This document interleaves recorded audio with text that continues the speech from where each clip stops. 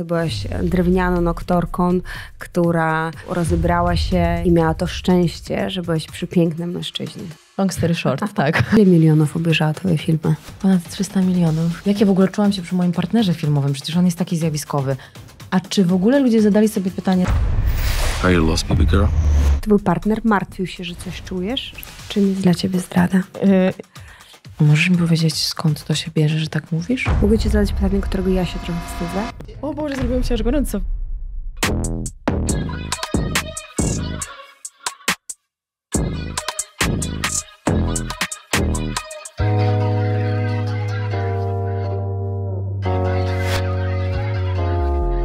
Anna Maria Sieklucka. Gdyby było jedno słowo, które miałam ją napisać, to jest poszukująca. Ama jest w poszukiwaniu i to się bardzo czuje, kiedy się z nią rozmawia. Że nadal, ja mam wrażenie, że nadal nie jest odnaleziona przez samą siebie. Jest w procesie, co jest bardzo ładne, bo jest otwarta na różne rzeczy i nie tylko chce powiedzieć o sobie, ale ona nadal szuka swojej własnej opowieści. Ona przyszła godzinę spóźniona, bo były korki, bo było coś tam, ale to wszystko odbyło się w bardzo dużym szacunku, czyli uprzedzała, mówiła i wiedziałam, że jest troszeczkę zestresowana. I pierwsze wrażenie, które ona sprawia, pierwsza rzecz, kiedy ją widzisz, to jest to, że jest taka malusieńka. Malusieńka, malusieńka, malusieńka. Jak ją widzicie w filmie, jeżeli widzieliście 365 dni, to w ogóle tego nie widać. Znaczy, ja tego tak nie widziałam. Jest maciupka. Jest mała, szczupła, wygląda jak dziewczyneczka ubrana na czarno-szaro, w króciutkiej spódniczce i sprawiała naprawdę wrażenie takiej dziewczynki. I wydaje mi się, że ta dziewczynka wciąż właśnie w niej jest taka bardzo żywa i bardzo obecna. I ona właśnie poszukuje swojej pełni jako kobieta, jako człowiek, jako osoba dorosła i jest w takim procesie integracji tego. Stąd ten podcast dla mnie jest bardzo ciekawy, ponieważ Ama opowiada o swoim procesie, o różnych swoich perspektywach i widać tą dużą różnicę w porównaniu do tego, jak i co ona mówiła nawet rok temu. Ja bardzo, bardzo, bardzo dokładnie przygotowałam się do tego podcastu, kiedy chciałam... Moją misją było to, żebym nie zadawała takich pytań, które wszyscy inni zadawali, a te pytania by dla mnie były koszmarne, bo były takie same. Ja chciałam poznać ją i jej świat wewnętrzny, i jej perspektywę, i jej emocje. Wydaje mi się, że mi się to udało. Dajcie mi znać koniecznie w komentarzach, czy wy też tak to odczuliście i czy poznaliście inną Amę niż taką, którą znaliście ze swoich wyobrażeń i z innych podcastów czy wywiadów. To co, robimy maczę? Piłaś już maczę? Piłam w życiu. Myślę ostatnio o tym, żeby się przestawić. To jest wspaniała łyżeczka, o której też mówisz. Wszystko dla ciebie mam, nie martw się. Wszystko jest przygotowane dla Amy. Chcę się przestawić, bo przyznam, że maczę piję w kawiarniach, ale sama nie robię. W kawiarniach zazwyczaj jest słaba macza. Tak, prawda. Więc my będziemy robić to. Zobacz, jak ona ma piękny kolor. Medytuję nad intencją, z którą chcę ją wypić. Więc z jaką intencją chciałabyś wypić swoją maczę? Czego sobie życzysz? Spokoju, bycia przy sobie, pogłębiania się w tym momencie, w tym stanie, otwartości serca ludzi wokół i spotykania prawdziwych intencji, ludzkich prawdziwych intencji. A masz poczucie, że nie spotykasz? Mam poczucie, że zaczęłam spotykać, ale było z tym różnie. A dlaczego myślisz, że tak było? Myślę, że jest wiele składowych tego. Na pewno też wiele wynikało ze mnie i z bycia w życiu w poczuciu strachu. Strachu przed czym? Przed oceną, przed wyjściem poza schematy, prawdziwą moją naturą, prawdziwą tą moją esencją, prawdziwą Amą. Wiesz, wydaje mi się, że życie w prawdzie i dotarcie do tego, kim tak naprawdę jesteśmy, jest niezwykłą odwagą, żeby się na to zdecydować. Dlaczego? Dlatego, że staje się to niewygodne. Jeżeli załóżmy, żyjemy w jakimś systemie przez x czasu, ja żyłam przez 31 lat, to kiedy zaczynamy docierać do tego swojego wewnętrznego głosu, do swojej prawdy, to rzeczywistość staje się dla nas trochę niewygodna, bo zaczynamy widzieć jaśniej, szerzej, zaczynamy widzieć po prostu więcej. I niekoniecznie to się nam podoba od razu i wychodzimy poza strefę komfortu, a żyliśmy w tej strefie komfortu przez lata albo całe życie dotychczasowe. I trudno jest niekiedy zmierzyć się z tym, jakby z tymi wnioskami, które wyciągamy. A co teraz widzisz, czego wcześniej nie widziałaś? Widzę prawdę po prostu, wiesz? Widzę intencje ludzi, to czego wcześniej... Wiesz, wydaje mi się, że trochę żyłam w takiej bubble przez moje życie, w moim życiu, której wychodząc z serca myślałam, że też skoro ja mam dobre intencje, to inni też je mają, a to nie jest prawda. Nie zawsze jest to prawdą. No pewnie, że nie. I dostrzegam, jakby padają maski, spadają zasłony. No, ludzie pokazują swoje prawdziwe twarze. To widzę. A zobaczyłaś, że wiele osób było nieprawdziwych? Tak, bardzo. Sprawia ci to przykrość? Nie, już dzisiaj nie. Nie sprawia mi to przykrości. Akceptuję ten stan takim, jakim jest. I nauczyłam się tego, że każdy ma prawo być... Zadałem na otwartość serca i na dobrych ludzi. Nauczyłeś się tego? Dokończ zdanie.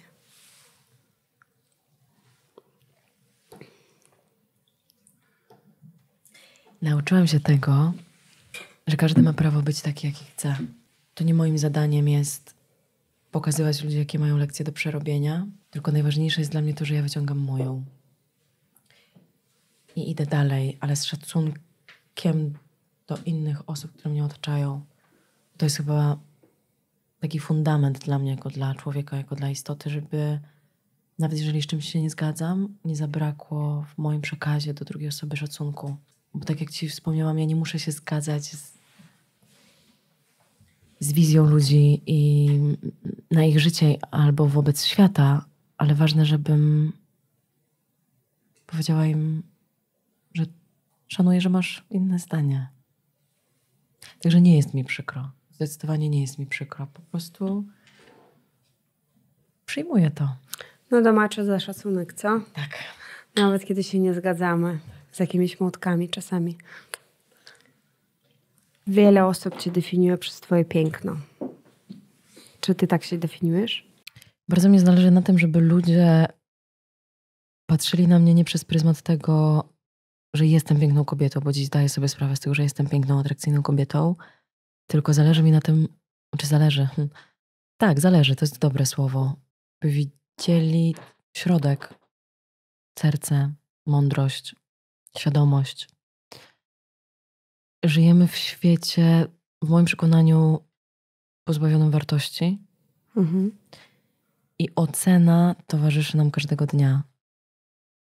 A przede wszystkim oceniamy poprzez pierwsze wrażenie, które ktoś na nas wywarł. Te pierwsze sekundy są najważniejsze. Powiedziałoby się, tak, że te pierwsze sekundy są najważniejsze. A ja uważam, że nie. Nie da się jakby przekazać siebie w te pierwsze sekundy, bo wiele towarzyszy różnych sytuacji w nas w środku przed pierwszym spotkaniem z kimś. Tak jak dzisiaj jechałam do ciebie godzinę w stresie, przychodząc tutaj byłam taka bardzo mocno ojej, wydarzył się fuck up. Ale z drugiej strony to ja panuję nad tymi emocjami. I najważniejsze jest to ten przekaz właśnie, pierwszy. Tylko czy jesteśmy w stanie to zrobić w tych pierwszych sekundach?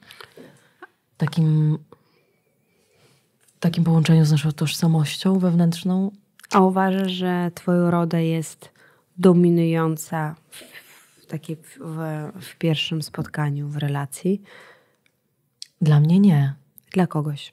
Ale dla innych bardzo być może. Nie wiem, a czy jak na to pewno. odczuwasz?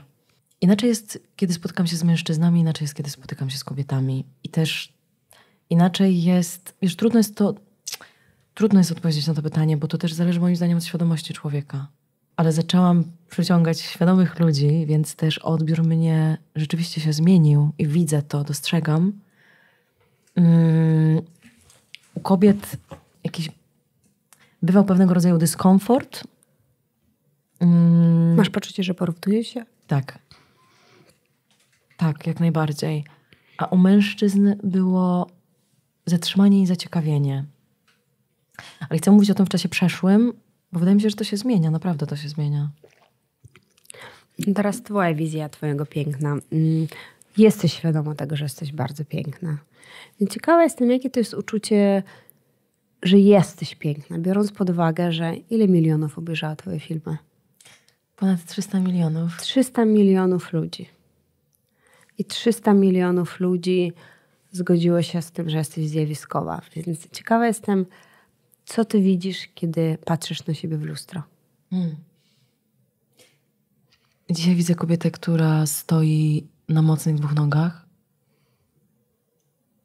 Kiedyś tak nie było. Kiedyś bardzo mocno szukałam niedoskonałości w sobie. Tak. To błagam cię, jakie ty mogłeś sobie znaleźć doskonałości? No powiedz mi, chcę wiedzieć, jakie ty mogłeś sobie znaleźć niedoskonałości. Kiedyś nie byłam pogodzona ze swoim ciałem.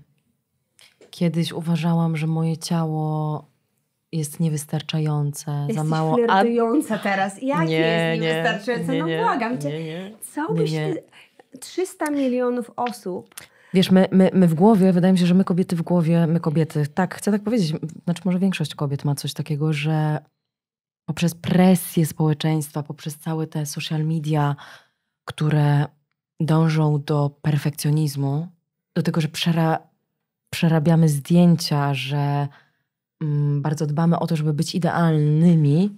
Ale ty zagrałaś osobę, która jest perfekcyjna, więc... No, ale właśnie zagrałam osobę, która jest perfekcyjna. Ale musiałaś zagrać swoim ciałem, więc twoje ciało było perfekcyjne. Z założenia szukali aktorki, która jest perfekcyjna. Więc co osoba, która jest inni postrzegają jako perfekcyjna, mogła w sobie znaleźć jaką imperfekcję? Znaczy nie wiesz, nie do końca tak było w przekonaniu osób, które mnie znalazły, bo musiałam zrzucić parę kilogramów, musiałam jakby stosować odpowiednią dietę, by siebie wysmuklić. Wiesz, to jest tak, że my, kiedy nie jesteśmy w pełnym połączeniu ze sobą, 5 lat temu jeszcze nie byłam, to wtedy to był rok 2018, to bardzo łatwo jesteś pewnego rodzaju taką chorągiewką i bardzo łatwo wpłynąć na ciebie, na to, żeby coś ci powiedzieć, co cię dotknie. Dotknęła cię to, kiedy ktoś ci powiedział, że masz schudnąć?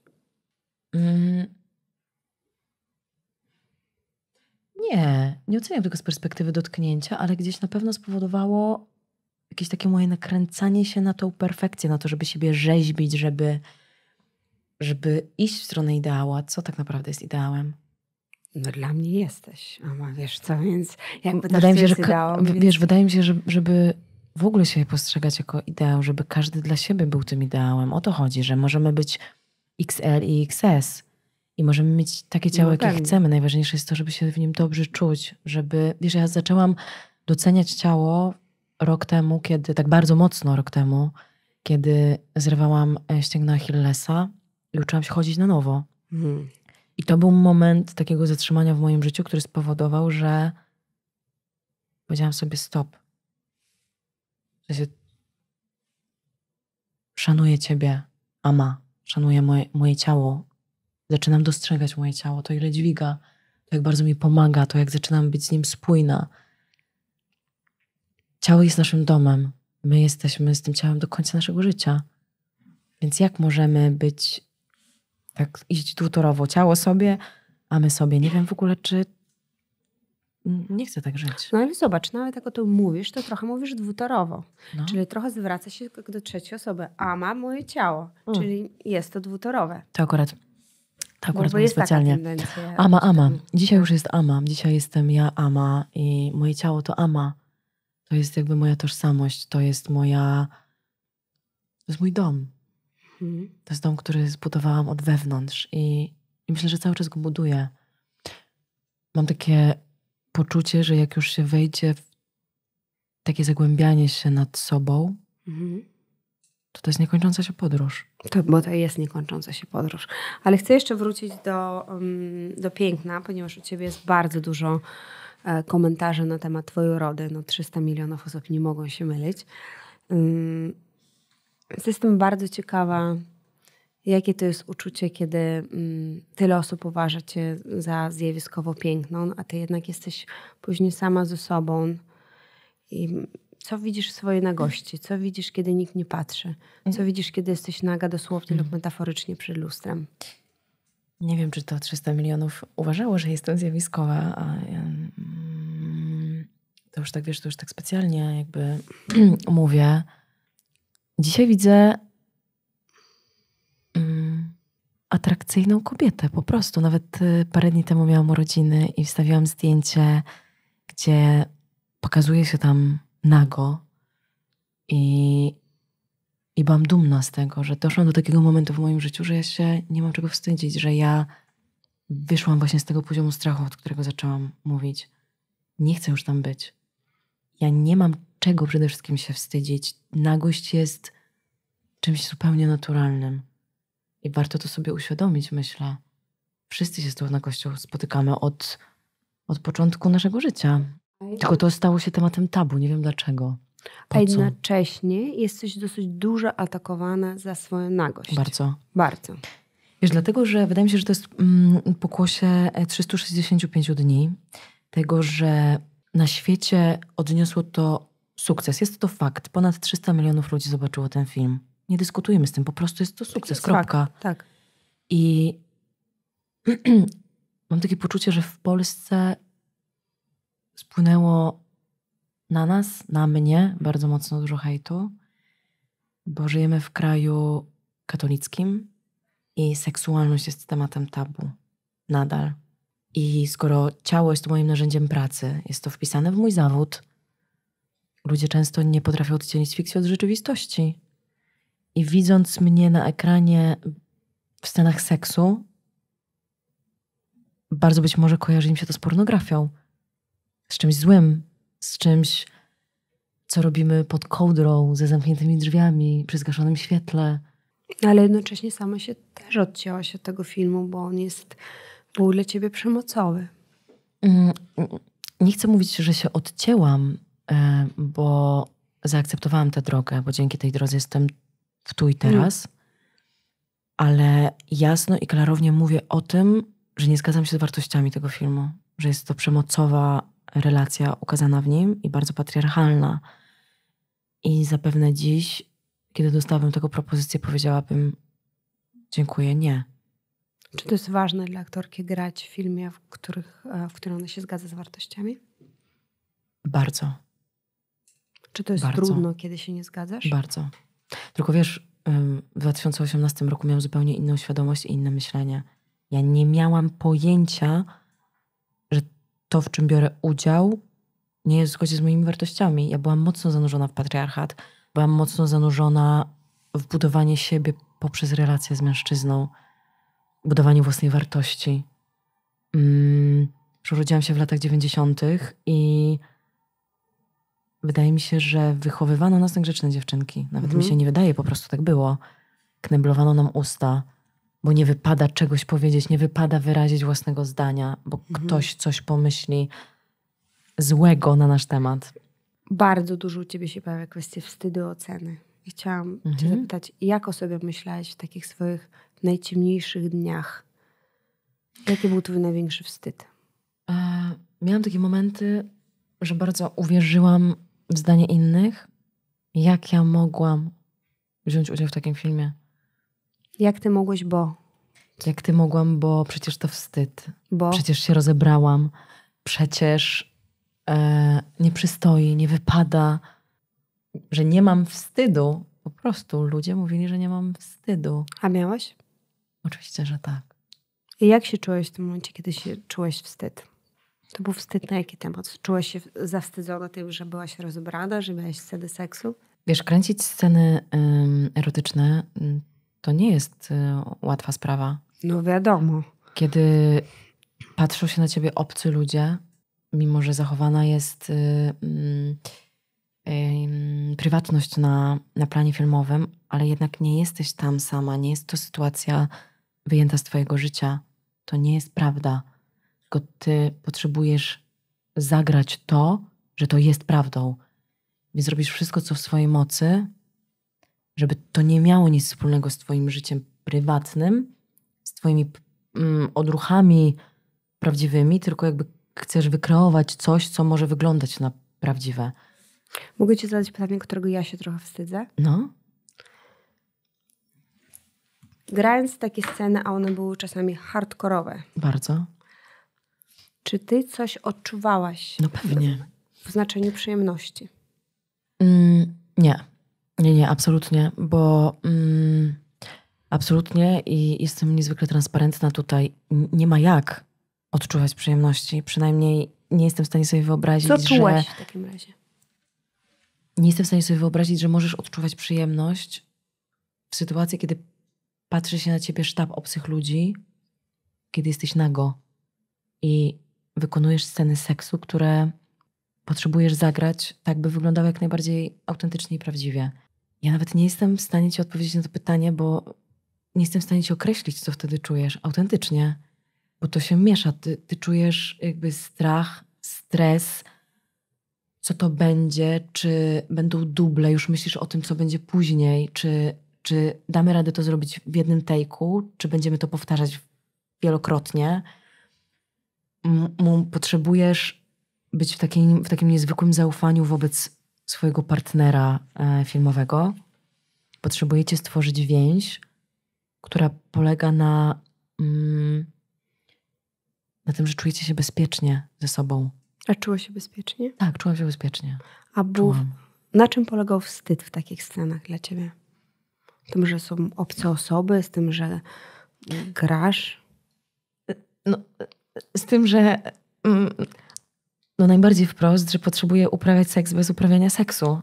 Ale zresztą, że ktoś powiedział, a mama mówi, co to kurde jest? W ogóle to nie jest w ogóle seksowne. Albo nie, wiem, Boże, na szczęście. Bardziej. Lub ktoś kiedyś powiedział, że jesteś nie uprawiasz seksu w właściwy sposób. Nie, na szczęście nie. Boże. O Boże. Na szczęście nie. Na szczęście to się nie wydarzyło. Czyli dobrze jest. Nie wiem, aż mi się zrobiło dobra w seksie. O Boże, zrobiło mi się aż gorąco, widzisz. Jezu, nie wiem, co by wtedy było, jak ktoś by mi powiedział coś takiego. Boże, no wyobrażasz sobie? Cię, nie tak szkodzi, no co ty? To nie chodzi o to, tylko po prostu wiesz, aż mam takie... Czyli w ogóle o tym nie myślałeś, że ktoś ci powie, a no to w ogóle tutaj nie jesteś tym wiarygodna. Nie. Nie, widzisz, to jest paradoks. I teraz się właśnie nad tym zaczęłam zastanawiać. Bo to jest trochę tak, jakbym zaprzeczała sobie, nie? Ale no bo ale ja bym się nie. Wiesz, ja bym się najbardziej bała, że ktoś mi powie, że jestem taka właśnie, nie wiem, sztywna, że niedobrze ten seks uprawiam. To myślę, że ja bym się tego najbardziej wstydziła i byłabym mnie tak. I tego bym się bała, że to będzie takie obciach. Kto pomyśli, czy ja dobrze tam się w ogóle ogarniam tą scenę seksualną.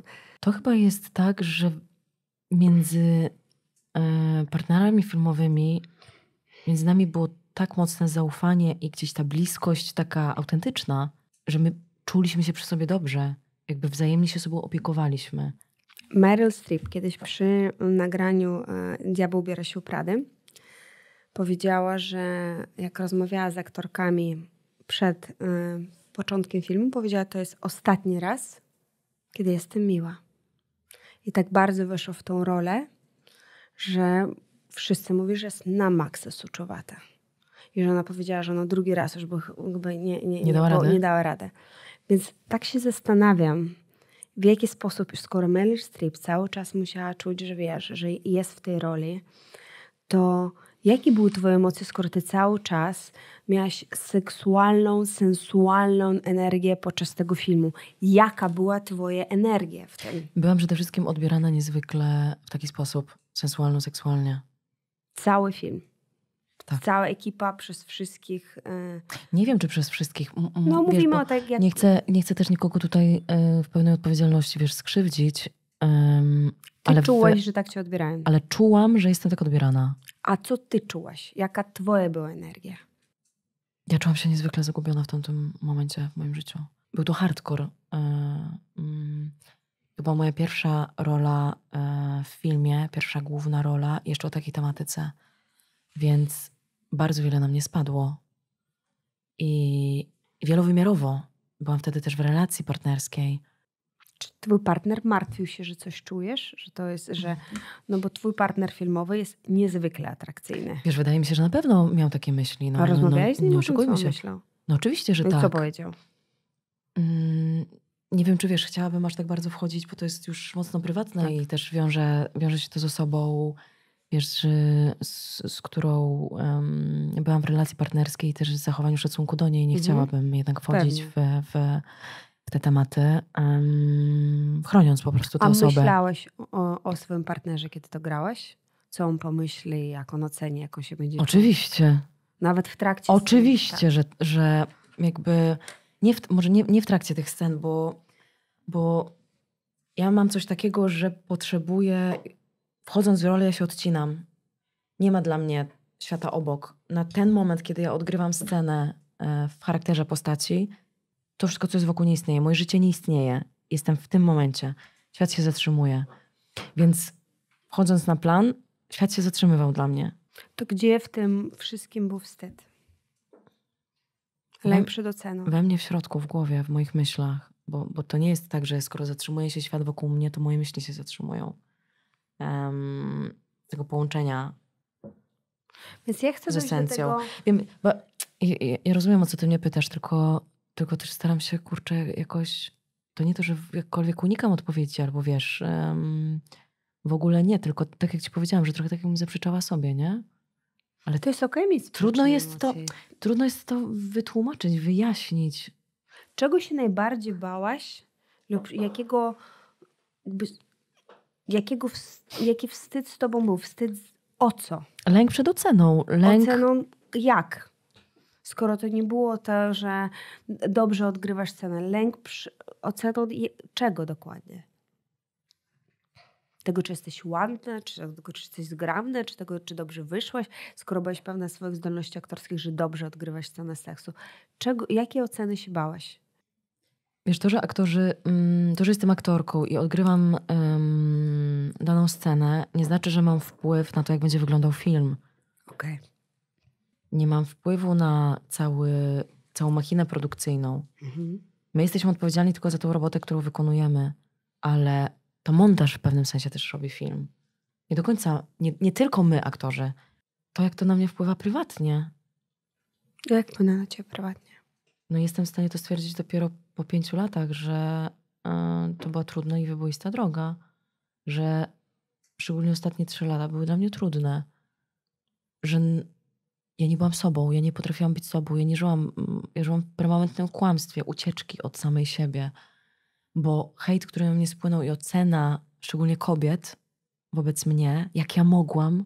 Czyli narzucali ci wstyd. Tak, narzucali. To zostało mi narzucone. I też, wiesz, środowiskowo w ogóle, wiesz, kiedy moja rodzina słyszy od znajomych, jak oni sobie radzą z tym, że ich córka, ich siostra wzięła udział w filmie erotycznym. Jak oni się z tym mają. I kiedy słyszysz takie rzeczy wielokrotnie, kiedy myślisz, że przyjaciele nie dźwigają tego, że stajesz się osobą publiczną, a zarzekają się, że tak jest. Kiedy widzisz realną zmianę zachowań ludzkich wobec ciebie. Kiedy z ich braku, bo wydaje mi się, że to jest z ich braku, nie dźwigają po prostu rzeczywistości, która ich otacza. I jak dźwignęli to rodzice i przyjaciele? Rodzice byli moim wsparciem od samego początku. Bardzo ich za to szanuję, bo jest to, wydaje mi się, nie jestem matką. Śmieję się, że mam kota, to jest moje dziecko póki co, ale nie zaznałam miłości rodzicielskiej. Nie wiem, co to znaczy. Nie wiem po prostu. Mogę to sobie tylko wyobrażać. Jeśli nie zaznajesz, że nie wyszło to od ciebie, ale zaznałeś od swoich rodziców. Tak, jak najbardziej. Byli ze mną krok w krok. Na premierach. Mówiąc, że są ze mnie dumni. I autentycznie czułam, że są ze mnie dumni. Jestem dumna z nich, bo też zapewne spotykali się z wieloma komentarzami od swoich znajomych, osób bliskich bądź z dalszego otoczenia i jestem dumna, że nie poddali się temu, tylko byli przy sobie i przy mnie w tym wszystkim. Czyli miałaś z jednej strony dumę swoich rodziców i przyjaciół. Przyjaciele też byli dumni. Tak, prawdziwi przyjaciele, którzy zostali, tak. I miałaś narzucony wstyd. Tak. Co wygrywało? To była niekończąca się sinusoida, wiesz? Wygrywał wstyd ze względu na to, że ja nie do końca wiedziałam, kim jestem. Ja nie do końca pozwoliłam sobie na to, by być sobą. Czyli brak swojej takiej świadomości, esencji powodował, że byłaś bezbronna wobec narzuconego wstydu. Tak, że stałam się bezbronna. Co ten wstyd tobie zrobił? Tobie jako osobie, jako człowiekowi. Dał mi przepiękny prezent. Ponieważ doprowadził mnie do momentu, w którym zdecydowałam się na terapię wielowymiarową. Wiesz, to jest też wiele składowych z mojego życia prywatnego, nie tylko chodzi o film. To jest jakby wycinek. Jest bardzo dużym tematem, ale jest to też również wycinek z ciągu przyczynowo-skutkowego, który się w moim życiu wydarzał. Gdyby nie to wszystko, cały ten zbiór sytuacji, zdarzeń, które miały miejsce, to nie wiem, gdzie bym dzisiaj była. To ten zbiór, ja chcę, żebyś mi powiedziała o takim najgorszym momencie, który się przytrafia, takie twoje dno, od którego już się odbiłaś później. Kiedy szufladkują cię, kiedy myślą, że jesteś niedobrą aktorką, kiedy jesteś drewnianą aktorką. Tak o tobie mówili? Tak. Nie masz talentu. Nic nie pokazałaś oprócz rozebrania się. Ja teraz bardzo mocno generalizuję, bo to nie są wszystkie komentarze oczywiście, które padły pod ale te, bo które były cię też dotknęły. te pozytywne.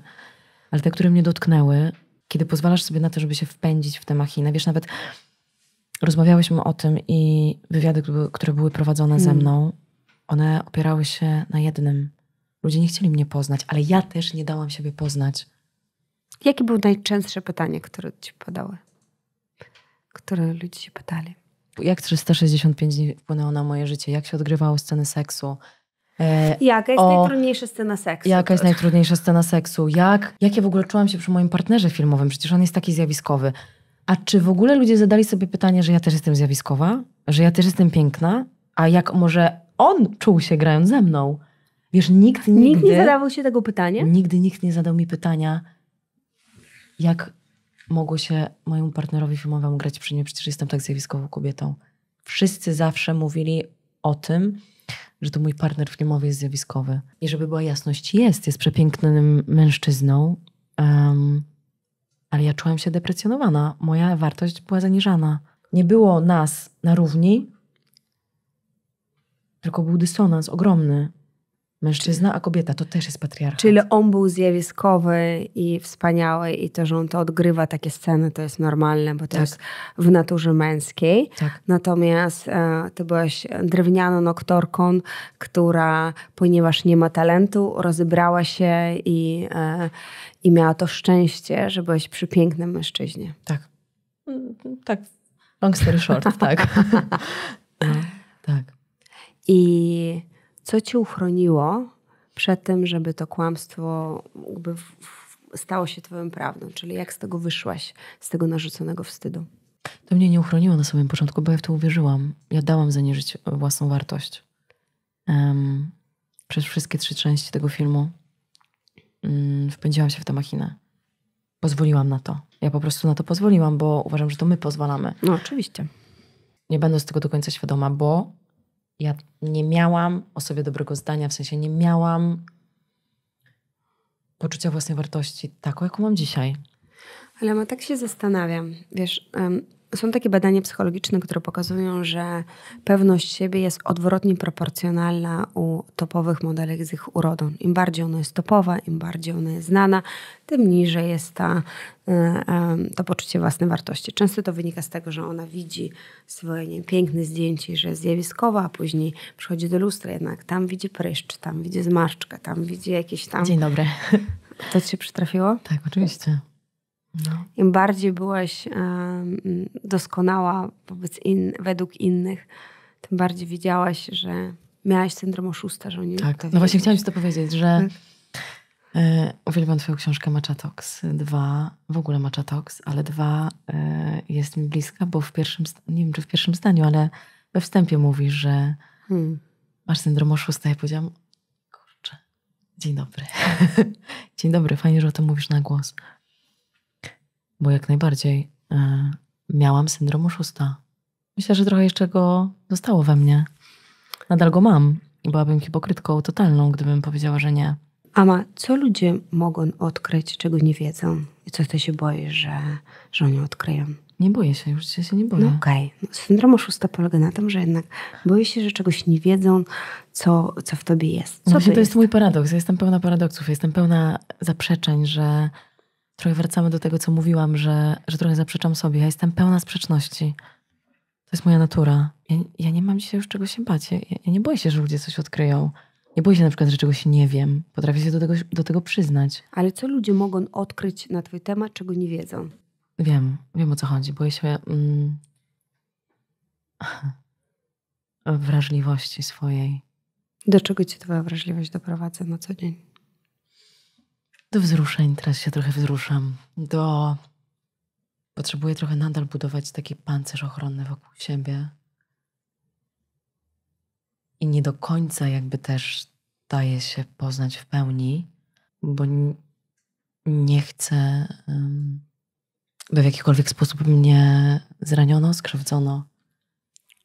By gdzieś dotarto do głębi, że ktoś po prostu, nie wiem, spowoduje, że będę cierpieć. Chyba o to chodzi. A co cię może krzywdzić? Co cię krzywdzi? Ocena, niesprawiedliwość, brak prawdy. Ale w jakim temacie? Twoich zdolności aktorskich, twojej urody, ciebie jako Bo osoby? najbardziej mnie krzywdzi ocena. Ostatnio miałam też dużo prywatnych sytuacji, w której w rozmowie z ludźmi różnej maści, w rozmowie ze mną wypowiadają się na mój temat. Ja im zadaję pytanie, a możesz mi powiedzieć, skąd to się bierze, że tak mówisz? O mnie? Oceniając mnie? Oni mówią, że z tego, co widzimy w social mediach, albo a ja mówię, ale to jest wycinek mojego życia. Ty nie wiesz, nie pytasz, nie wiesz o mnie. Czyli szufladki, boisz się Dokładnie. kolejnej szufladki. Szufladki, tak. I wiesz, dzisiaj wiem, że to nie jest historia o mnie, bo to jest historia o tych ludziach, którzy oceniają, ale ja mimo wszystko nie jestem z kamienia. Ja nie jestem nie mam pancerza realnego, tylko... No więc co dokładnie w tym cię boli? Ciekawa jestem, wiesz, ocena dokładnie czego cię boli. Gdzie jest największa niesprawiedliwość, największa różnica pomiędzy tym, co ludzie o tobie myślą, a kim ty naprawdę jesteś. Że jestem krucha, że jestem emocjonalna, że jestem wrażliwa, że mam ogromne serce, że najpierw widzę w ludziach potencjał, do którego mogą dojść. Dopiero potem widzę całą otoczkę. I to chyba jest to clue, że przez to, że widzę w ludziach dobro, oczekuję tego, że inni mają to samo. Że też zobaczą w tobie dobro? Że też zobaczą tę esencję, tę prawdę, tę wrażliwość, to piękno. Pytanie jest, czy ty zdasz już swoją prawdę na swój temat? Myślę, że jestem cały czas w tej podróży poznawania tej prawdy, ale zdecydowanie tak, znam. Co jest najbardziej niesprawiedliwą oceną, która cię spotkała lub takim, jakim kamieniem najmocniej w ciebie rzucono? Nie mówimy tylko o tym teraz, wiesz, o twoich 4 milionach ludzi, ale to, co cię spotkało w życiu. Nie wiem, czy kamienie są bardziej bolesne od kogoś, kogo nie znasz, czy od kogoś, kogo znasz? Opakowanie. To. Że jesteś tylko tym. Tak, że jestem tylko tym. To jest bolesne, co? Mhm. Nikt nie widzi światła. Widzi. Dużo widzi. Tylko w takim rozpędzeniu tego życia ludzie w pierwszej kolejności widzą właśnie tę otoczkę. I niewielu, chociaż dostrzegam, że coraz więcej, chcę wierzyć w to, że coraz więcej. Chcę zajrzeć tam, w połączeniu serca i głowy. Jest taka historia buddyjska o pięknej mniszce, która była tak piękna, że nawet mnisi się nią zachwycali. Więc ona sobie poparzyła żelazkiem twarz, po to, żeby przestali mówić o jej urodzie. Ponieważ miała tak bardzo dosyć tego, że nie widzieli jej środka, a widzieli tylko jej piękną twarz. Co byś ty chciała powiedzieć o sobie i o swoim wnętrzu, czego masz poczucie, że ludzie nie słyszą, ale tak bardzo byś chciała, żeby usłyszeli?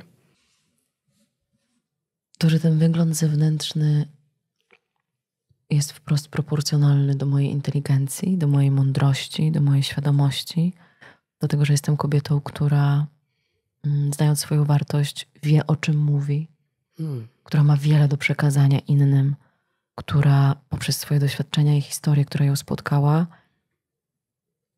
może inspirować innych do tego, by się zmieniać.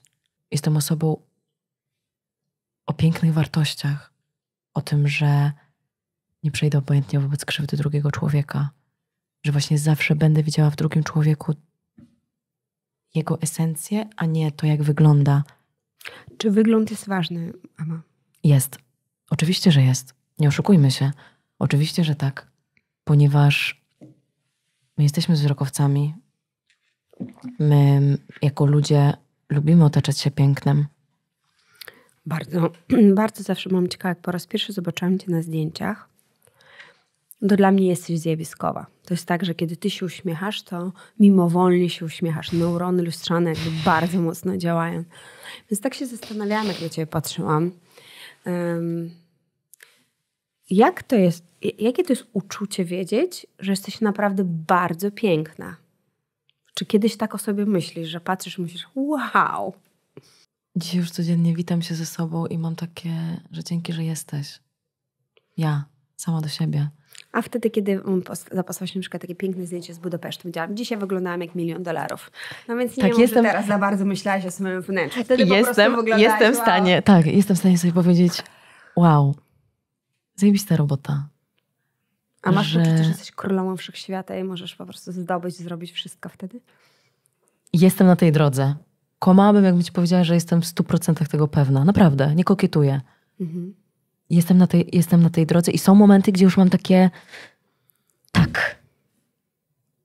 Tylko, że ja mam taką naturę, że jestem też bliźniakiem zodiakalnym, gdzie czasem się zastanawiam, czy nie mam ADHD, bo ja mam 15 000 myśli naraz w głowie. I teraz mam takie, Ama, jesteś zajebista, jesteś przepiękna i właśnie dzięki temu, że zdajesz sobie sprawę z połączenia tego, co jest tu i tu, zwojujesz świat, idziesz dalej, a potem mam takie, nie, to masz jeszcze celulit na tyłku, weź, źle ostatnio jadłaś, za dużo cukru, co ty w ogóle, w sensie, wiesz, już tak rzucam na rybę, nie? Ale chcę to wiedzieć, że ty też masz takie myśli, jak ja, że jesteś normalną. Jezu Boże, przecież czasem stoję przed lustrem i mam takie, no dobra, to ile jeszcze do zrzucenia na przykład, nie? W sensie... Ty naprawdę tak o sobie myślisz? Naprawdę. Potrzebuję się ujędrnić, wiesz, widzę siebie nago i mam ogromny problem z celulitem. Ogromny, po prostu mam celulit wodny, gdzie jest od kolana do tyłka ale zaczęłam się zastanawiać, czy naprawdę nie zacząć tego pokazywać na przykład ludziom na social mediach. Bo właśnie widzisz, przez to, że jest ta kreacja mnie idealnej, ja mam takie, a może odwrócę, trochę zrobię takiego ząka, że może odwrócę to lustro. I powiem dzisiaj, no właśnie po to, żeby pokazać, że jestem człowiekiem. Że ja nie jestem z obrazka wyjęta, z jakiejś bajki wyjęta, tylko czy ty uważasz, że to, czy mamy lub nie mamy celulitu, tworzy to, że my jesteśmy człowiekiem? To gdybyś nie miała celulitu, dla mnie szczerze mówiąc nie ma w ogóle... Ja widziałam kilka dziewcząt, które nie miały rzeczywiście celulitu. To nie tworzyły ich bardziej lub mniej człowiekiem. Oczywiście. Więc jakie to ma znaczenie? Tylko to masz w swojej głowie. Mnie nie przeszkadza to twoja urodowość i twoja doskonałość w tym, żebym ja widziała w tobie istotę ludzką. Ponieważ nie uważam, że o twojej istocie stworzy to, że ty nie masz celulitu, nie masz, nie wiem, przebarwień czy trądzika, bo to są rzeczy zewnętrzne. Więc tak, tylko że jesteś kobietą z niezwykle rozbudowaną świadomością. Czy ty uważasz, że w związku z tym, ponieważ dla ciebie jest tak ważne budowanie świadomości takiej właśnie esencjonalnej, takiej od środka, czy ty uważasz w związku z tym wchodzenie w to, że pokazywanie, że poprzez celulit jesteś bardziej człowiekiem, nie jest troszkę obok tej drogi? Bo jesteś człowiekiem dlatego, że ty, nie wiem, myślisz, czujesz, że jesteś wrażliwa. A to, że nie miałabyś celulitu, to co? Miałabyś wtedy... Chodzi o pokazanie, w moim przekonaniu, dystansu do siebie. Do tego, że puk, dzień dobry, ja też mam zły dzień. Ja też mam celulit, ja też mam boczki, ja też dzisiaj gorzej zjadłam. Chcę zobaczyć te boczki, wiesz, nie wierzę, że ty masz boczki, wiesz. Ja rzeczywiście, a masz rację, ja bym chciała cię zobaczyć twój zły dzień, wtedy już bym się zupełnie załamała, wiesz. Jak ty, że jeżeli ty będziesz wyglądać pięknie twój zły dzień. Ale zobacz, ale czy to właśnie nie przybliża nas do tego, że ludziom pokazujemy prawdę o sobie, że no właśnie w tej idealności, że to też jest idealne, że właśnie ten celulit też jest idealny? Wiesz co, ja nie jestem wielką fanką body positive ruchu. Powiem ci dlaczego. Jedno z badań, które przeczytałam, pokazało, że dziewczyny, które mają problem z swoim ciałem, czuły się lepiej po takich różnych komunikatach body positive, czyli jak ktoś, kto jest bardziej okrągły, pokazywał swoje ciało, pokazywał celulit i tak dalej. Ale długoterminowo czuły się dużo gorzej, dlatego że to w nich uruchomiało ciągle myślenie o ciele. Więc ja jestem fanką tego, żebyśmy tworzyli ruch mind positive, a nie body positive. Dlatego, że skierowanie cały czas o ciele powoduje, że myślimy o ciele. Więc jakby z mózgiem należy dyskutować, a nie traktować kogo terrorystę. W związku z tym ja uważam, że należy mózgowi dostarczyć raczej informacji o tym, że jest umysł, że jest światło, że jest intelekt, że jest jakaś myśl twórcza, a nie cały czas mówić, jestem bardziej człowiekiem, bo mam celulit. Ale właśnie zobacz, że to robię, że tak naprawdę... No ja wiem, właśnie o tym mówię, że ja nie uważam, że cokolwiek by zmieniło... Ja uważam, że to jest, szczerze ci powiem, żenujące, jak ktoś lansuje się na tym, że chodzi bez makijażu. Oglądasz mojego Instagrama, wiesz, że 99% czasu chodzę na Instagramie bez makijażu, bo to nie ma dla mnie znaczenia. Tak. Nie ma to dla mnie znaczenia. Więc ja nie uważam się za bohaterkę. Jest kilka innych obszarów, gdzie uważam się za bohaterkę, ale nie to, że chodzę bez makijażu, bo to po prostu to jest uważam naturalne. Za nieważną rzecz, że nie to tworzy bohaterstwo. Więc ja uważam, że nie to tworzy twoją ludzkość, czy masz celulit, czy nie. To może ja dzięki temu nie czuję się tak jakby źle na mój temat, widząc, że ty dla mnie jesteś zjawiskowa. Ja nigdy jakby nie ukrywałam, że jakby patrząc na ciebie naprawdę myślisz sobie, o wow, ale to, czy tego masz, czy nie masz, dla mnie to nic nie zmieni. To, że ty w jaki sposób ty mówisz o świadomości. To, że miałaś odwagę powiedzieć o filmie, który jednak cię stworzył jako aktorkę, z czym się nie zgadzasz, to dla mnie tworzy ciebie jako człowieka, bo ludzie mają taką tendencję idealizowania tego, co im się też przytrafiło i tak wchodzenie w to, ale ty tego nie robisz. Więc dla mnie jesteś ruchem mind positive. Stąd ja dużo rozmawiam o twojej urodzie, bo ciebie ludzie definiują przez urodę i jestem ciekawa, jak to jest jakby być tobą. Więc ważna jest dla mnie informacja, że ty też widzisz, że oprócz tego zachwytu nad sobą, że tam, że może jeszcze gdzieś tam czujesz to czasami tak jak ja. Mam niedoskonałością. Tak, mam tego wewnętrznego krytyka. Ale uważam to za... Ale nie przypierniczam się już do siebie tak bardzo jak kiedyś, wiesz? Jak to zrobiłaś? Poprzez pracę nad sobą, po prostu. sposób? Nauczenie się miłości do siebie każdego dnia. Tego, że ja spędzę ze sobą całe życie. Ja nie chcę spędzać życia z osobą, której nie znam, której nie lubię, będąc w ciele, które nie jest ze mną jakby spójne. Nie wiem, brzydząc się siebie w jakikolwiek sposób. Miałaś kiedyś uczucie, że brzydzisz się siebie w jakiś sposób? Właśnie powiedziałam to i mam takie, chyba to jest za duże słowo, ale nie miałam poczucia obrzydzenia sobą. Nigdy. Miałaś poczucie obrzydzenia swojego ciała? Obrzydzenia ciała też nie, ale miałam poczucie tego, że jestem niewystarczająca. Ja miałam ogromne poczucie przez minione lata tego, że jestem niewystarczająca. A co by spowodowało, żebyś była wystarczająca? Co w twojej głowie było to, co jeszcze musisz zrobić, żeby być wystarczająca? Zrozumieć to, kim jestem. Terapia. To ci doprowadziło do tego, że czułeś się wystarczająca. Ale tak, na że przykład, dzisiaj się czuję, jak najbardziej. Ja na przykład uważam, i ciągle w mojej to głowie jest, że ja uważałabym, ponieważ dla mnie intelekt i umysł są taką rzeczą najważniejszą. Ja na przykład z tyłu głowy zawsze mam, jak skończę Stanford, to wtedy mogę uznać, że jestem inteligentna.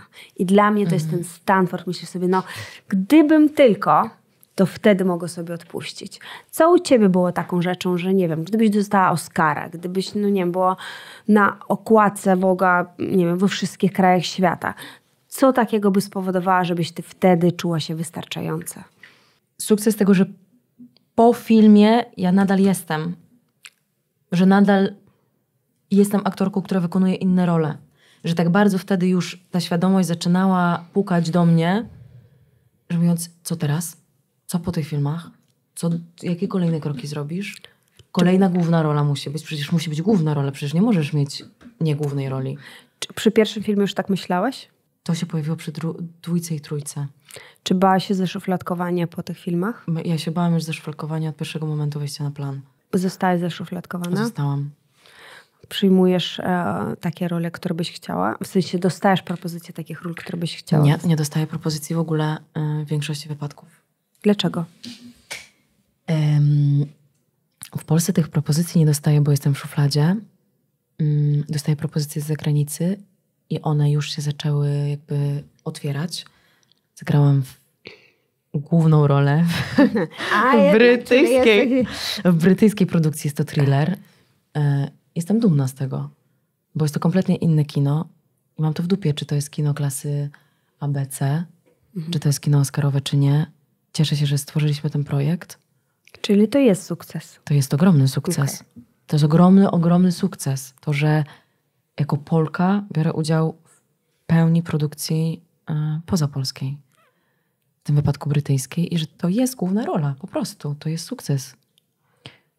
Że w ogóle zadzwoniono do mnie.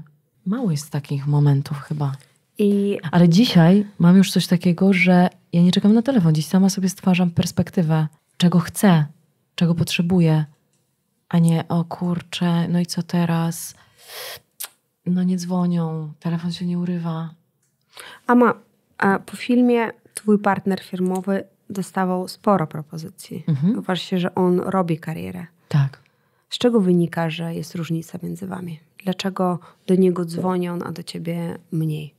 Z patriarchatu w pierwszej kolejności. Jest zjawiskowy, jestem ja. Które też powiedzieliśmy, że jesteś zjawiskowa. Tak, ale chodzi mi o takie w ogóle gdzieś, tak mi się wydaje, myślenie od ludzi, którzy są przy nim. Ja nie miałam szczęścia do ludzi. Mówię o tym wprost. W tamtym okresie. Mówisz o menadżerach? Tak. Wydaje mi się, że to jest wiele składowych. To jest taka nakręcająca się machina, wiesz? Czy on jest lepszym aktorem niż ty? Nie. On nie jest ani lepszy, ani gorszy ode mnie. Absolutnie nie. Czyli nie wynika to z tego, że nie masz poczucia, że nie wiem. Nie. Wydaje mi się, że to tutaj zadziałało zjawisko zachłyśnięcia się tym, że jest to film dla kobiet i jest posągowość. Też, wiesz, no nie oszukujmy się, takie, mogę się mylić oczywiście, ale ja jestem z Polski i to ma znaczenie. To naprawdę ma znaczenie. To Polska, on jest Włochem, prawda? Tak. I to ma znaczenie, że on jest z Włoch, a ty jesteś z Polski? Tak, ma znaczenie.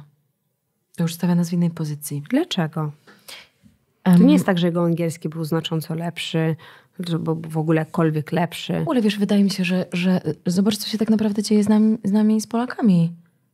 Z aktorami w Polsce. Niewielu jest takich, którzy robią karierę poza Polską. Bo jest myślenie, że jesteśmy... Sami się wpędziliśmy w to myślenie, że jesteśmy niewystarczający. Że jak możemy, że jak to nam się da osiągnąć sukces. A mamy wybitne postaci. A próbowałeś w Hollywood? Nie próbowałam w Hollywood. Dlaczego? Bo to nie jest świat, który ze mną współgra. A który z tobą współgra? Ten, w którym to ja stawiam granice i jest na moich zasadach. Film brytyjskiej produkcji był na moich zasadach. Ponieważ potrafiłam już wtedy powiedzieć nie. Tak.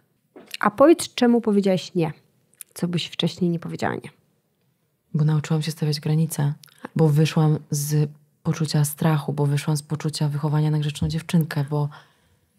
Ale w jakich obszarach? Bo przestałam się bać. Czyli w jakich obszarach? Przestałam się bać, co pomyślą o mnie ludzie. Zaczęłam wierzyć w to, że to, kim jestem, ma znaczenie. Zaczęłam widzieć swoją wartość. Zaczęłam wierzyć w to, że jestem dobrą aktorką. Bo ja jestem dobrą aktorką. Ja też wiem, że jesteś dobrą aktorką. Więc... 365 dni mnie nie definiuje. To mi bardzo pomogło i otworzyło wiele drzwi. Tylko to teraz ode mnie zależy, jak to wykorzystam. Nie umiałam tego wykorzystać wcześniej. Nie umiałam tego wykorzystać przez 3 minione lata. Przyznaję, nie potrafiłam tego zrobić. Ale dlaczego? Na czym polega, że nie potrafiłaś Bo zaniżałam non-stop swoją wartość. Bo uważałam, że uwierzyłam w to, że ta rola była niewystarczająca, że pomimo tego, że otworzyła mi drzwi, to z czym do ludzi trochę. Myślisz, że to może być różnica właśnie pomiędzy tobą a Michaelem, że on po prostu jest bardziej pewny siebie? On był... Tak. I to... Że wtedy to nie jest patriarchat, to jest wtedy taka esencja wynikająca... Patriarchat wynika z tego, jak ludzie to postrzegają. Żebym była, dobrze, żeby to wybrzmiało. To nie jakby w relacji mną a nim, bo ta relacja jest piękna nadal. Tylko to chodzi o globalne założenie. Tu jest patriarchat. Który na czym dokładnie polega? Wracamy do punktu wyjścia, że mężczyznom wolno więcej, a kobietom mniej, że mężczyźni mogą się rozebrać, a kobieta jest traktowana jako dziwka, jak ona w ogóle mogła.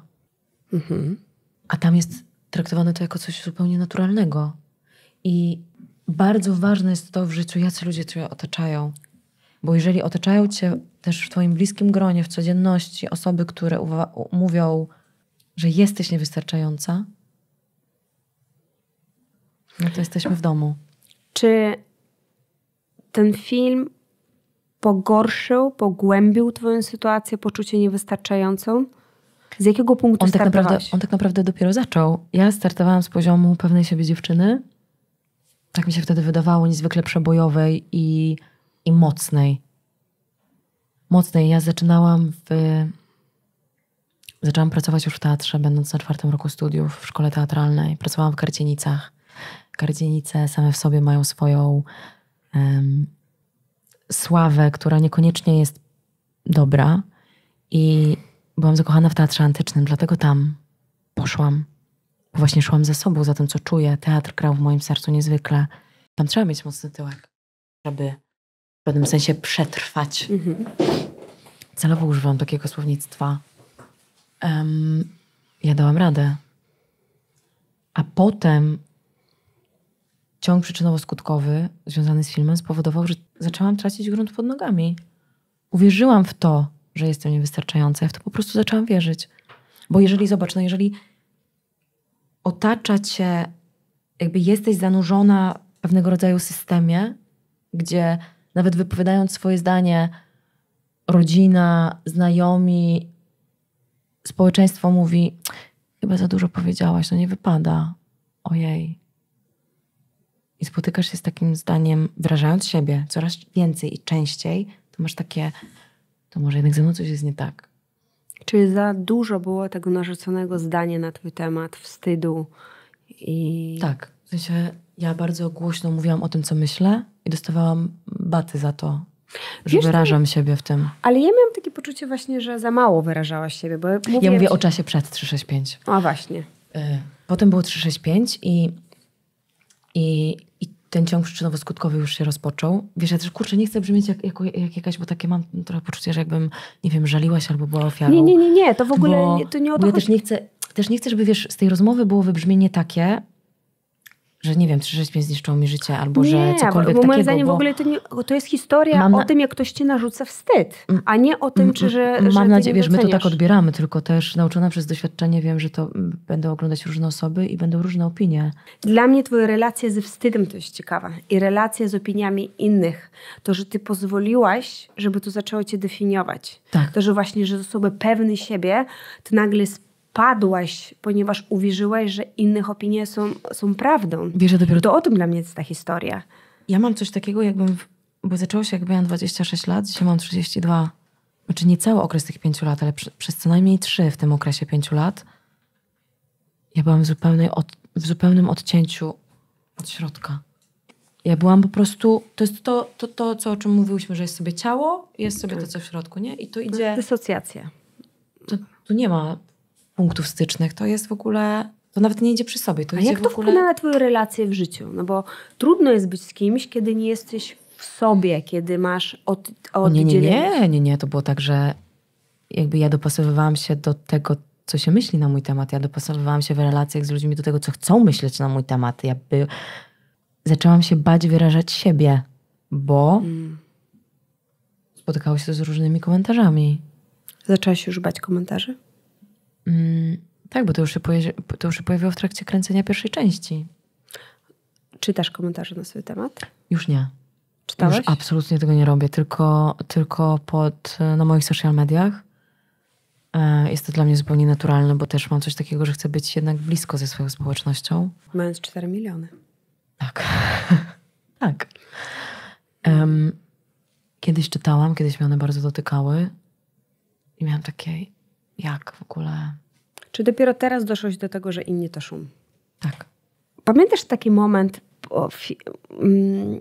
po tych filmach, kiedy ty trochę, nie wiem czy trochę, czy bardzo, ale udawaliście, że jesteście parą? Że tak mogło wyglądać. Mhm. Tak. Więc tak się też zastanawiam, czy na ile to było tak, no wszyscy myśleli, że to jest para, była dyskusja, czy to jest PR-owe zagranie, czy nie. I ja w tym czasie, pamiętam, zastanawiałam się, na ile byłaś osobą, która była taka, przepraszam za takie może brzydkie słowo, ale takim pionkiem PR-owym, czyli ciebie tutaj postawili, tu masz zagrać, to jest twoja profesja, ci za to płacą, a tutaj masz jeszcze to zrobić, żeby bardziej film nakręcić i tak dalej. To nie było zagranie PR-owe, to nie było z nikim ustalane. Produkcja nie miała na to żadnego wpływu. Czasem jest tak, przynajmniej z perspektywy czasu mogę to powiedzieć, że robiąc coś z serca nie zastanawiasz się nad konsekwencjami, które to ze sobą niesie. My zbudowaliśmy ze sobą relację bardzo intymną, mogę powiedzieć. Ciężko jest tego nie zrobić przy 3 częściach filmu. Poznaliśmy się z wielu stron. No pewnie. Więc ta więź między nami, ona była prawdziwa. Tam nie było kłamstwa, tam była miłość. Oczywiście, że tak, tylko wiele rodzajów tej miłości. Wiele odnóg tej miłości. My się po prostu przy sobie czuliśmy dobrze. Bezpiecznie. My sobie zaufaliśmy i dla nas było czymś zupełnie naturalnym złapać się za rękę, przytulić, niekiedy pocałować. Wiem, że to może brzmieć dziwnie dla osób, które mają niewiele wspólnego z tym zawodem albo mają inny rodzaj świadomości, ale dla nas nie było to jakimkolwiek przekroczenie granic. Więc te wszystkie jakby zdjęcia zrobione nam z ukrycia w Rzymie, kiedy kręciliśmy wspólnie teledysk na przykład, idąc przez ulicę razem, trzymając się za rękę, dla nas to było naturalne. I tutaj przechodzimy do tematu, który bardzo chciałam poruszyć, a mianowicie twojego związku. Twojej relacji wtedy z partnerem. Ja bym umarła z zazdrości. Szczerze ci powiem. Byłabym bardzo, bardzo źle.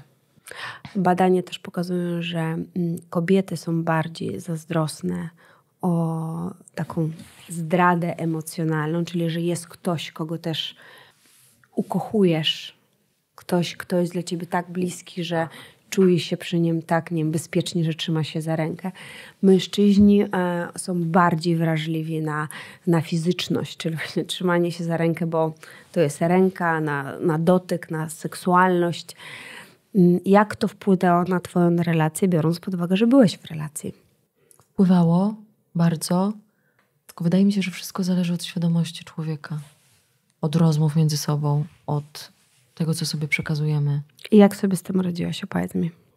Było to trudne, bo trochę to jest tak, że jesteś ty wobec, to powiem celowo takiego określenia użyję, wobec jakby nastawienia całego świata. Jak jesteś w relacji partnerskiej, to też twój partner słyszy różne komentarze. Jeżeli jesteś główną aktorką filmu erotycznego, to naturalnym jest to, że koledzy i koleżanki nie powstrzymują się od tego, by wsnuć swoje domysły, oceny i opinie. I bardzo ważne jest to, na czym opiera się ta relacja, jak jest zbudowana. I to były trudne lata po prostu. Wiesz, też celowo tak trochę ci mówię ogólnikowo, z szacunku też, tak jak ci powiedziałam Teraz na początku. Teraz rozmawiamy o tobie, nie o twoim partnerze. Czy ty czułeś, że zdradzasz? Nie. Czy ty czułeś, że robisz coś złego? Nie. Czy ty miałeś poczucie, że możesz sprawić przykrość? Tak. Czy kiedy tobie zarzucano, że sprawiłeś przykrość? Czy przepraszałaś, czy uważałaś, że nic złego nie zrobiłam, więc za co mam przepraszać? Nie, byłam w tym momencie, że przepraszałam, ale z drugiej strony miałam od razu dlaczego? Po co? Dlaczego my w ogóle o tym rozmawiamy w takich kategoriach, że ja mam przepraszać? Czy ja dobrze pamiętam, że wtedy byłaś z partnerem, który również jest z twojej branży trochę? Tak. I czy to nie powodowało, że on bardziej cię rozumiał? No bo wie, jak to jest. Przecież rozumie aktorów. Paradoksalnie tak może mogłoby się wydawać. No tak, bo pomyślałam, że z kimś, by cię dobrze się układało wtedy, to z kimś, kto to Czy wiesz, rozumie. wydaje mi się, że mój partner wiele na siebie dźwignął i wiele uniósł i warto mu to oddać. Po prostu warto mu to oddać. Wiele na niego spadło, jak i na mnie, na nas w ogóle w tej relacji, tak? I z wieloma rzeczami sobie poradził. Z wieloma nie. Tak samo jak i ja z wieloma sobie poradziłam, a z wieloma nie. Dlatego dzisiaj tej relacji już nie ma. Mhm. Z czym ty sobie nie poradziłaś? Z tym, że wierzy się w to, co mówią inni. I jak to się miało do twojej relacji? Bo mówili o tobie. Wiesz, wydaje mi się, że są takie momenty w relacji, że zaczynasz wierzyć w to, co mówią inni. Czyli, że ty coś złego zrobiłeś? Tak. Mm. Więc ciąg przyczynowo-skutkowy w myślach powoduje, że skoro wszyscy o tym mówią, to może jednak to jest prawda. Czyli uwierzyłeś, że jesteś katem. Tak. Ale odpowiedz mi jeszcze na pytanie, czy to pomogło, czy nie, że on był z twojej branży? Czy on bardziej rozumiał? Tak, pomogło. Czy myślisz, że obca osoba byłaby w stanie to dźwignąć? Myślę, że musiałaby być osobą niezwykle świadomą. Siebie przede wszystkim. Miłości do siebie przede wszystkim. W relacjach bardzo dużo spotykamy takich sytuacji, kiedy musimy zaufać. Kiedy same są drobne, ktoś idzie na delegację. Nie wiem, Fergus pracował bardzo dużo z modelkami, jak robił szuty, nie wiem, z Lebowicy, najpiękniejsze modelki świata. To jest takie uczucie. Jest otoczony najpiękniejszymi modelkami świata, w najpiękniejszych okolicznościach. Co uważasz, że w takich sytuacjach para pomaga przetrwać? To jest perspektywy, którą bardzo dużo musiałeś znieść. Jakie ty byś dała teraz radę? Rozmowy myślę, że przede wszystkim. I taka świadomość, że skoro jestem w partnerstwie, to ja mogę wziąć odpowiedzialność za siebie, nie wezmę odpowiedzialności za drugą osobę. I skoro biorę odpowiedzialność za siebie i mówię kocham, to kocham. Ale daję sobie też w tej relacji wolność, więc mogę pojechać, robić zdjęcia innym, pięknym osobom, ale to nie ma wpływu na to, że ja inaczej myślę o osobie, którą kocham. Że to wpływa na miłość moją do niej. No, Jennifer Aniston by się z tobą nie zgodziła. Więc jak... no, to jest bardzo też wiadomo, że ponieważ to jest tak emocjonalna praca, ludzie się zakochują. No pewnie. Oczywiście, że się zakochują, tylko chodzi o to, żeby być ze sobą w prawdzie i żeby o tym powiedzieć, że słuchaj, kocham cię, mój partnerze, ale dzisiaj się wydarzyło to, że spotkałam takiego człowieka, który mnie sobą tak zauroczył, że czuję, że się zakochałam i pobędę sobie z tymi emocjami, które są ze mną. Chryste, Panie, ja bym umarła, gdybyś mi tak powiedziała, naprawdę. Jak ja bym do ciebie przyszła, Ama, i powiedziała, Ama, ja cię bardzo kocham, jesteś zjawiskową kobietą, ale spotkałam kogoś, kto mnie tak zauroczył, że muszę pobyć z tymi emocjami. I jak byś ty się czuła z tym? No, dzisiaj bym ci powiedziała, super, dajcie wolność w tym. Nie gadaj, tak byś powiedziała? Naprawdę, ponieważ... Aż Ama bym chciała cię sprawdzić, wiesz, żeby być z tobą w związku po to, żeby to sprawdzić, czy ty mówisz mi prawdę. Naprawdę, ze względu na to, że ja uważam, że partnerstwo polega na tym, że nie trzymamy się w złotych klatkach, tylko my jesteśmy wolni. Ale jak my wybraliśmy siebie. No ale jak kochasz i ktoś ci nagle mówi, Ama, że chciałby pobyć z kimś innym. No ale właśnie, no i właśnie zobacz. Ale ty masz na to prawo. Masz prawo do tego, żeby... Masz prawo, ale nie mówimy o prawie. Oczywiście, że wszyscy mamy prawo, ale też mamy swoje emocje. Myślisz sobie, kurde. Ale no oczywiście, że tobą też miotają różne emocje, że masz takie, Jezu, no... Ja bym miała tak, że dzisiaj bym umarła, że jakbym nie powiedziała o tym. Przysięgam, że miałabym tak, że Jezu, jestem w relacji, ale czuję, że zaczynam czuć coś do drugiego człowieka, więc I byś powiedziała, mnie to stawia wobec mojego partnera że jestem w nim, nie wiem, kocham się z nim, a myślę o tej drugiej osobie i miałabym takie ej, ale no to ja sama siebie oszukuję. No i Nie to partnera, ja oszukuję sama siebie. I to jest wspaniała sytuacja. I co w takiej sytuacji robisz? Wchodzisz w to uczucie, bo my też kontrolujemy nasze uczucie, myślę. Czyli kiedy pojawia się, czy jednak pracujesz nad tym, żeby zostać przy tym partnerze i miłości do niego. Która dla ciebie jest bardziej prawdą? No bo możesz też wybrać swoją prawdę w niektórych sytuacjach. To wszystko zależy od tego, jaką wybierzemy drogę. Bo no właśnie, jaką ty byś wybrała? pierwszą, że ja dzisiaj tak uznaję partnerstwo. W sensie tak dzisiaj postrzegam partnerstwo. Dlatego też jestem singlem, bo nie poznałam jeszcze osoby, jest współgrająca z tym, do czego dzisiaj doszłam. Będąc w partnerstwie, dając sobie wolność, mówiąc o sytuacji, która się wydarzyła, przychodzisz, mówisz, słuchaj, jestem z tobą w szczerości i mówię ci o tym z szacunku do ciebie, ale też z miłości sama do siebie. Bo to moim zdaniem wychodzi z miłości mojej do siebie, że ja mówię w autentyczności swojemu partnerowi, co się dzieje. I to jest jedna droga.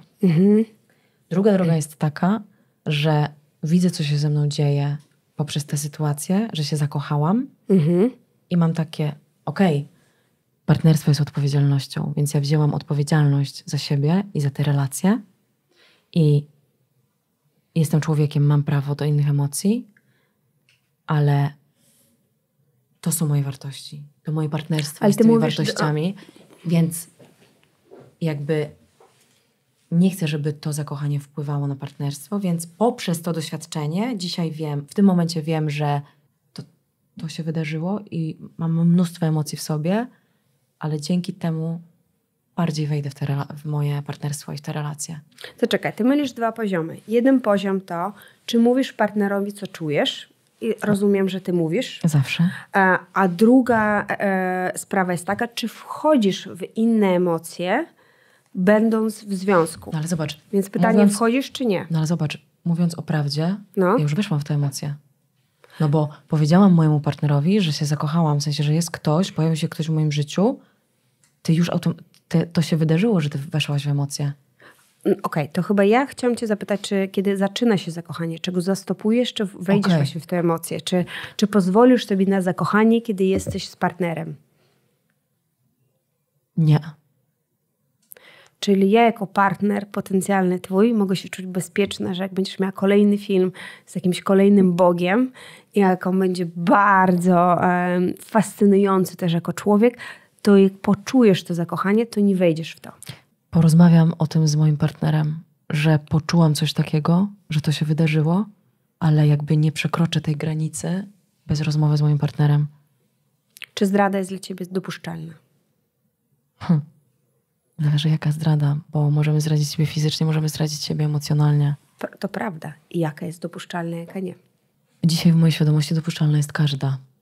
A wytłumaczę ci dlaczego. Ale ja ci, bo widziałam już w twoich oczach, że ty myślisz, że cię oceniam. Nie. A ja jestem ciekawa. Nie. Więc Każda, ponieważ my jesteśmy odpowiedzialni za siebie. Za to, co zrobimy, jak się zachowamy. I mamy prawo do tego, żeby zdradzić. Oczywiście, tylko co wybierzemy? Wybierzemy, jeżeli wartością dla nas jest partnerstwo, kochamy tego człowieka, to mając to drugie, co wybierzemy, co jest ważniejsze? Czy emocje i jakby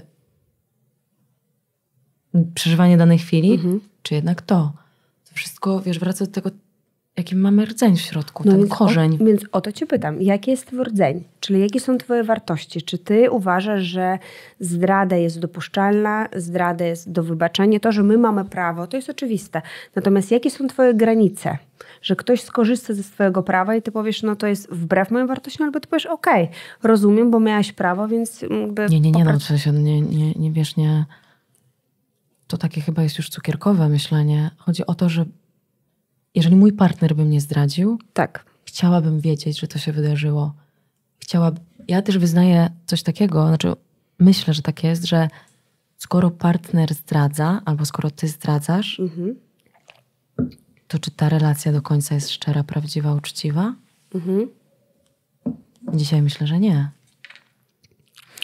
Czyli gdyby ktoś ci nie powiedział, to wtedy to jest nieszczera, a gdyby ktoś ci powiedział, to jest to szczera relacja? W sensie...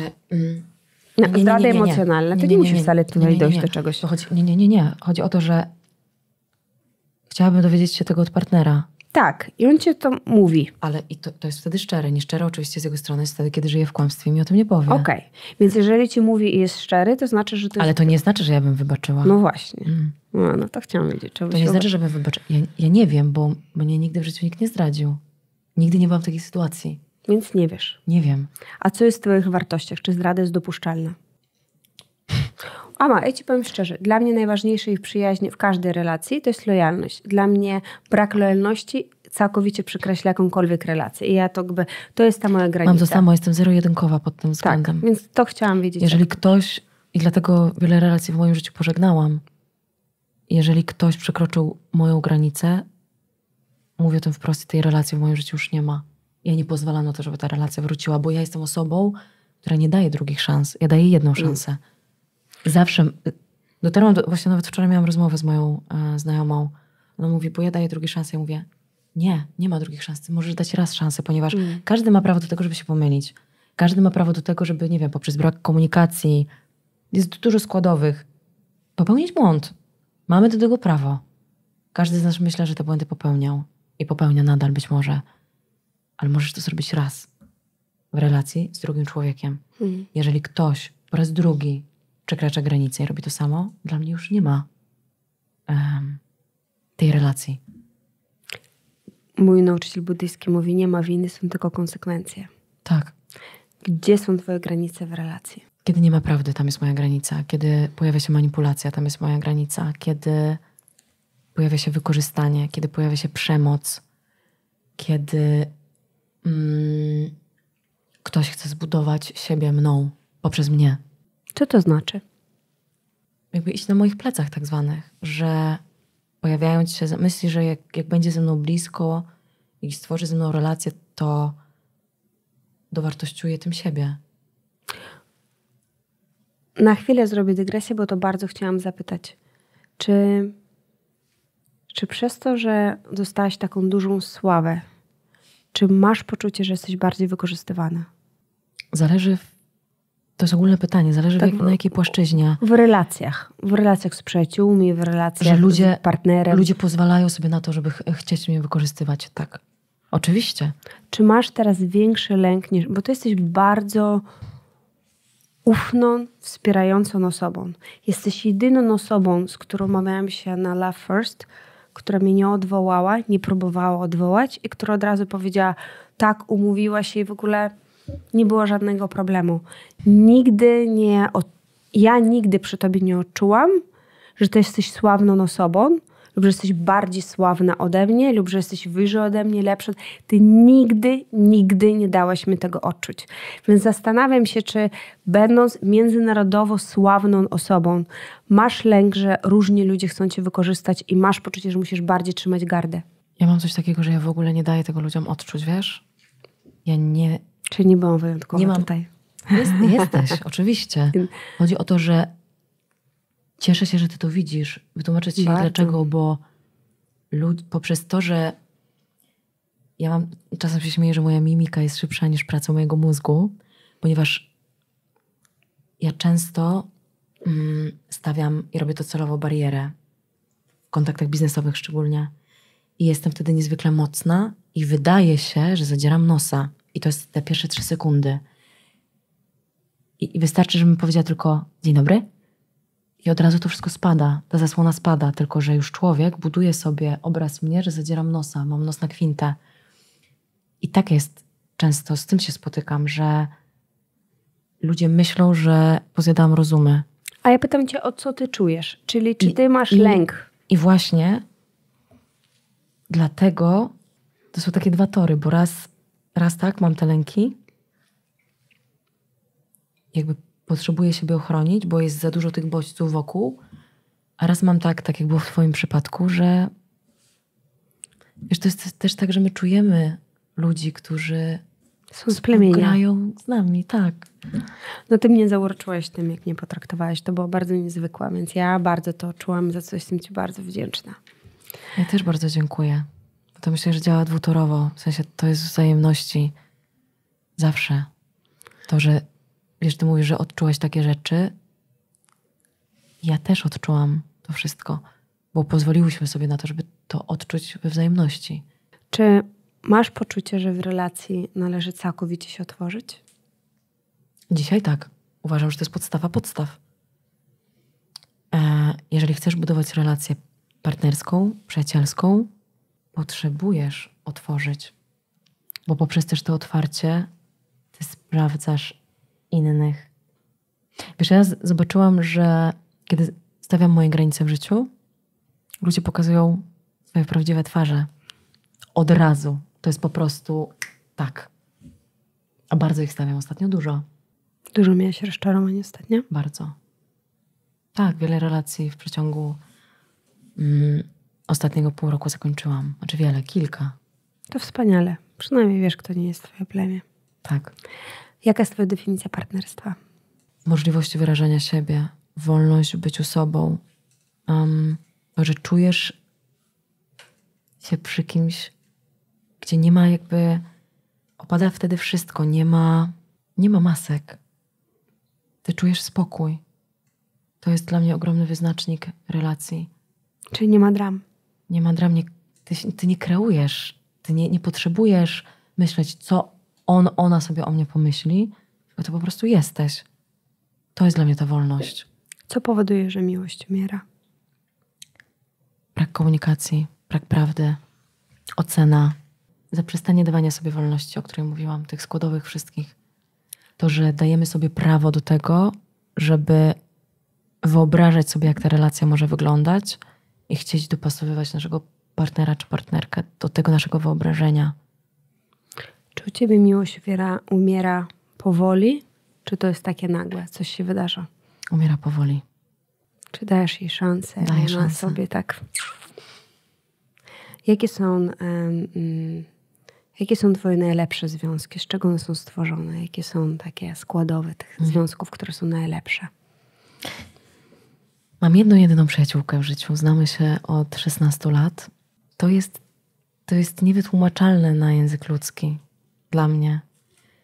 Ponieważ ty doskonale wiesz, że to jest twój człowiek. I ty możesz z tą osobą nie rozmawiać rok. Dzwonicie do siebie. To jest tak, jakby to wydarzyło się wczoraj. Niezależnie o której godzinie byśmy do siebie zadzwoniły, niezależnie jaki fuck up w naszym życiu by się wydarzył, jak bardzo byśmy zrobiły idiotyczną rzecz. Wiemy, że powiemy sobie wszystko i nie ocenimy się. To jest dla mnie najwyższa forma miłości. Z perspektywy czasu teraz, z perspektywy twojej świadomości, jaką byś dała radę, jeżeli chodzi o relacje? Dzisiaj jako ama myślę, że najważniejsza jest miłość do siebie w relacji z drugim człowiekiem. Ponieważ kiedy jesteśmy napełnieni, wiemy, kim jesteśmy, czego potrzebujemy, czego chcemy, co robimy, co nie, gdzie są nasze granice, jaka jest nasza miłość do siebie, z tego pełnego naczynia jesteśmy w stanie dzielić się z innymi.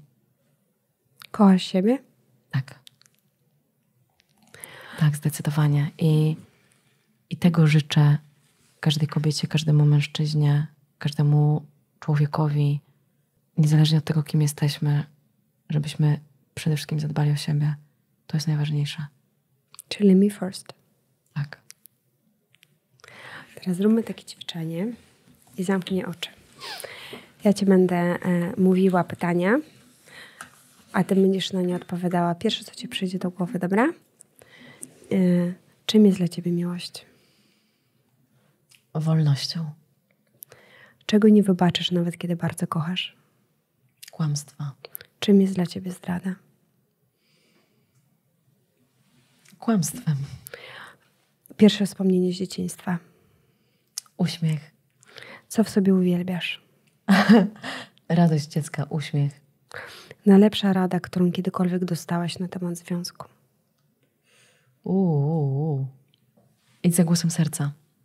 Najgorsza rada, którą dostałaś na temat związku?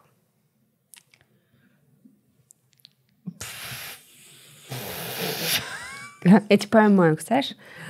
Że musisz kłamać na temat tego, co robisz, kim jesteś, bo mężczyźni boją się silnych kobiet. O Boże.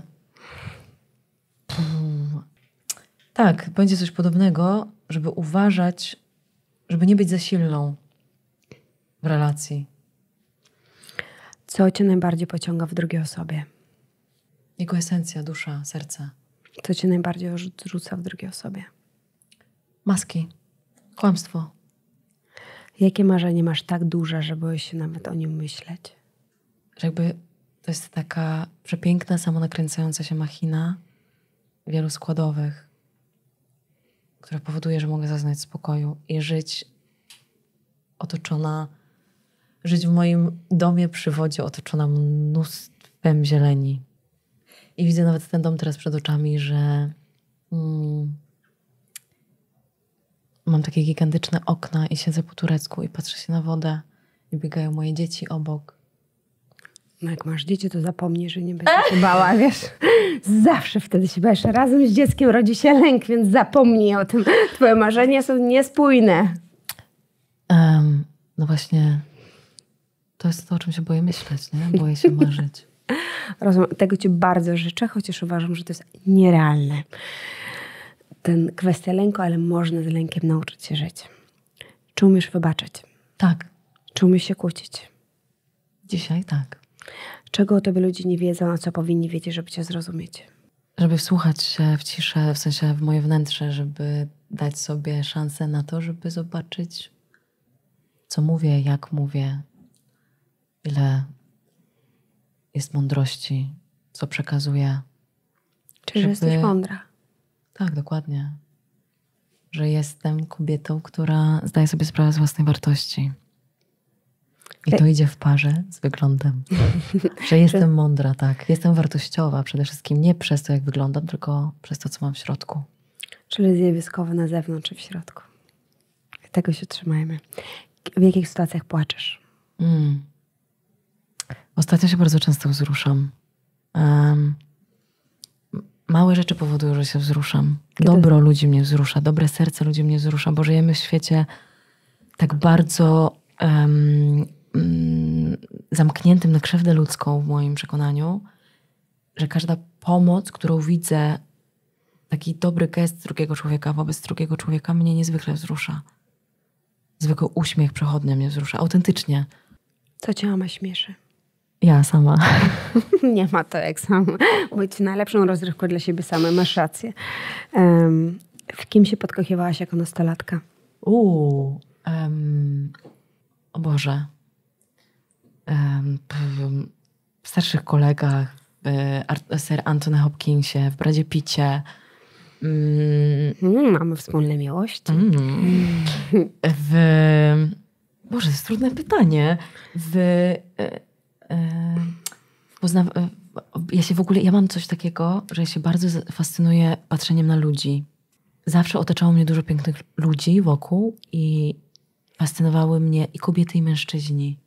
W ogóle jakby ich piękno. I niezwykłe było też widzieć piękne kobiety. To też były moje miłości. Pamiętam Pretty Woman i film z Julią Roberts i pamiętam, że to nie od niego nie mogłam oderwać wzroku, tylko właśnie od Julii Roberts. Od właśnie jakiejś całej takiej jej magii. Jej uśmiechu i tego, co wypływało z jej oczu. A w kim się teraz podkochujesz? W sobie na pewno, ale dla mnie to już jest oczywiste. Ale wiesz, nie ma takiej osoby. Naprawdę, szczerze, uczciwie. Gdybyś miała pójść na randkę z kimś, dowolną osobą świata, To będzie to mój przyszły partner. to poczekamy na niego. Związek to głównie praca, czy głównie radość? Radość. Czy miłość boli? Bywa, że tak. Czy wszechświat tobie sprzyja? Tak. Kim byś była, gdybyś nie mogła być Amon? Zawsze mogę być Amą. Ale gdybyś nie mogła? Ale w kontekście... Kim byś mogła, gdybyś miała się odrodzić na nowo i nie mogłabyś już być Amon? Z tych osób istniejących na świecie, kim byś wybrała, żebyś była? Bardzo Lub nie trudne osób. Ja bym chciała być żyrafą na przykład. Żyrafą? Tak. Dlaczego? Bo uważam, że to jest najpiękniejsze stworzenie świata. Po prostu są wysokie, kocham wysokie kobiety. Kotem. Chciałabyś być kotem. Tak. Dlaczego kotem? Bo koty są... Dla mnie to są najbardziej magiczne stworzenia tego świata. To, jaką mają w sobie magię, grację, odwagę, jakie są przy sobie i wyznaczają same zawsze swój szlak. Nikt nie wchodzi im na głowę. Chyba że tak postanowią. To one decydują, jakby to one wybierają zawsze. To nie jest tak, że ktoś wybiera, tylko to one wybierają, to koty wybierają. Tutaj pewien control freak się odezwał. Czy monogamia jest jedynym rozwiązaniem? Nie. W jakim sensie? No wiesz, w związku na przykład niektórzy uważają, że albo monogamia, albo nic. Że nie akceptują innego rozwiązania. W sensie w relacji partnerskiej uważam, że jak najbardziej tak, tylko myśląc o tym szerzej, uważam, żeby dawać sobie przestrzeń na to, żeby dopuszczać inne osoby do swojego życia, ale nie pod względem seksualnym, żeby była jasność, tylko wolności relacyjnej, to znaczy żeby pozwalać sobie na to, żeby kobieta na przykład miała w sensie znajomych przyjaciół mężczyzn, a mężczyzna też znajomych i przyjaciół jako kobiety, tylko i tak dla mnie partnerstwo, jestem tutaj bardzo taka mocna, jest z jedną osobą. I jaka jest twoja ostatnia myśl przed snem? Dziękuję za dzisiejszy dzień. Jaka jest twoja pierwsza myśl po obudzeniu się? Dziękuję za to, że się obudziłam. Dziękuję ci bardzo. To było tak cudownie z tobą porozmawiać. Dziękuję.